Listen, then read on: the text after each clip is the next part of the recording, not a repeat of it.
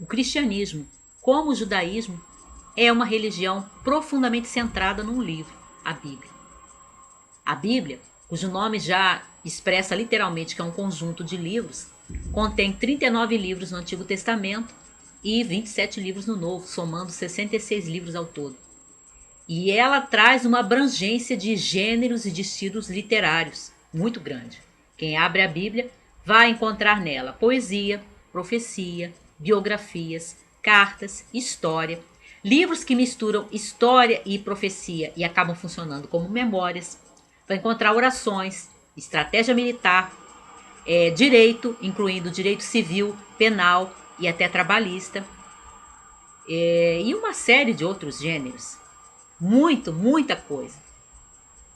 A Bíblia é um livro inspirado, um livro base do cristianismo, da fé cristã, mas é também literatura. E é bom, é muito importante que a gente se lembre que a Bíblia é também literatura, ainda que não só literatura, porque quem abre, qualquer leitor que abra, cristão ou não, um pouco e comece a ler trechos da Bíblia, vai perceber que ela faz um amplo uso dos recursos literários. Né? Ela tem alegorias, ela tem paralelismos, ela tem aliterações, enfim, ela vai utilizando uma série de recursos e de figuras de linguagem, metáforas e alegorias, características mesmo de um trabalho caprichado mesmo de texto literário.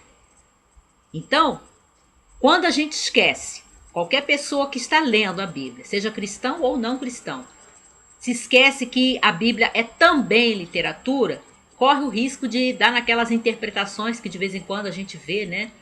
Esquecendo das metáforas, esquecendo dos paralelismos, etc., e dar aquelas interpretações assim, esdrúxulas, bizarras, absurdas de trechos da Escritura. E às vezes até montando doutrina em cima disso.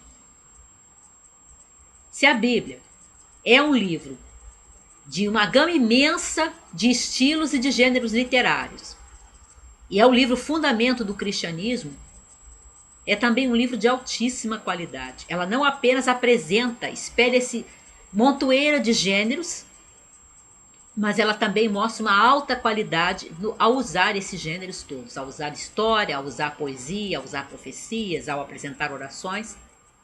E existem várias pessoas que reconhecem isso, mesmo sem ser cristãs. Eu cito duas. Um é o crítico literário americano Harold Bloom, que não nega a alta qualidade literária da Bíblia, pelo contrário.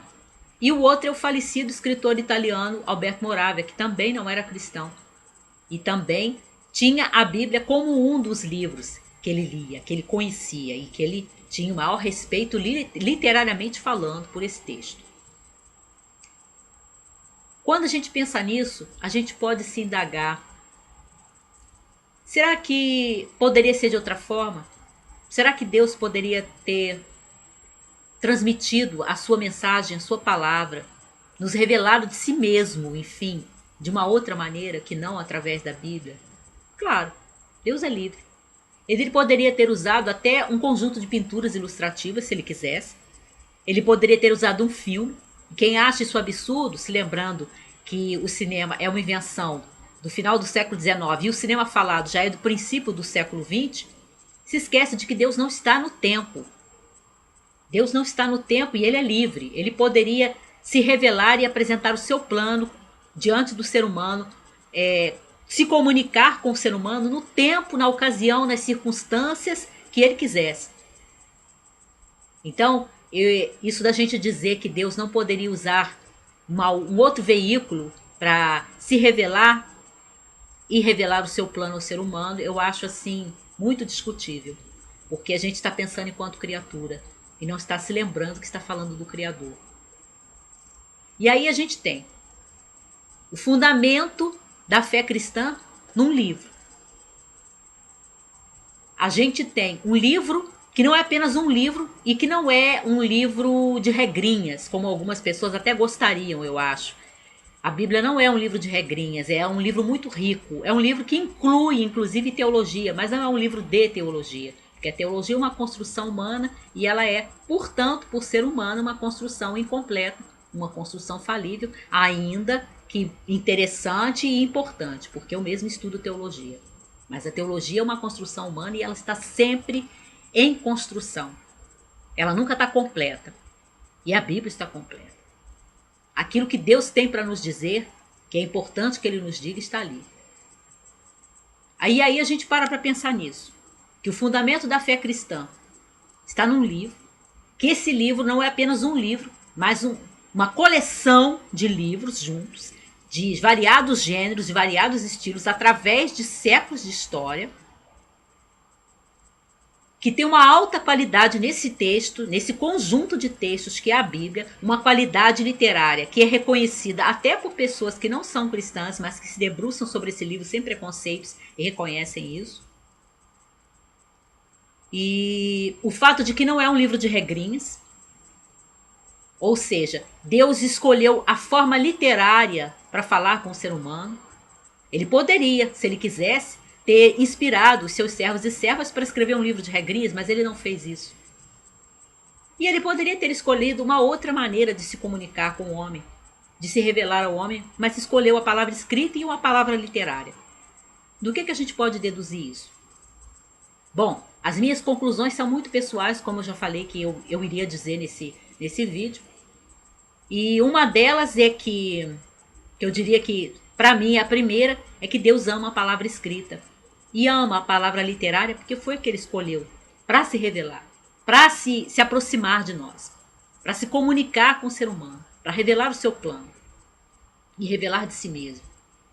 A segunda, que eu tenho certeza que para muitos é polêmica, é que para mim, o que eu concluo disso é que a literatura é a mais alta forma de arte.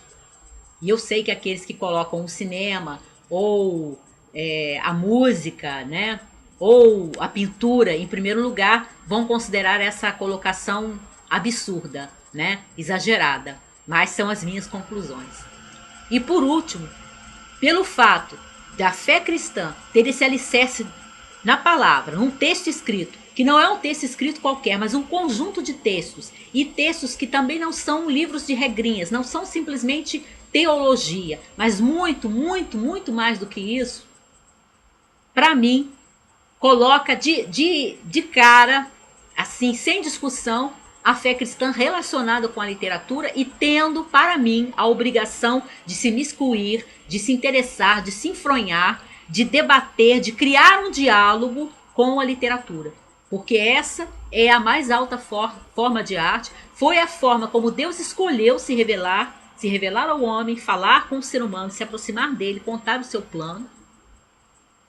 E é a forma, portanto, mais alta como nós mesmos podemos nos expressar e buscar expressar Deus.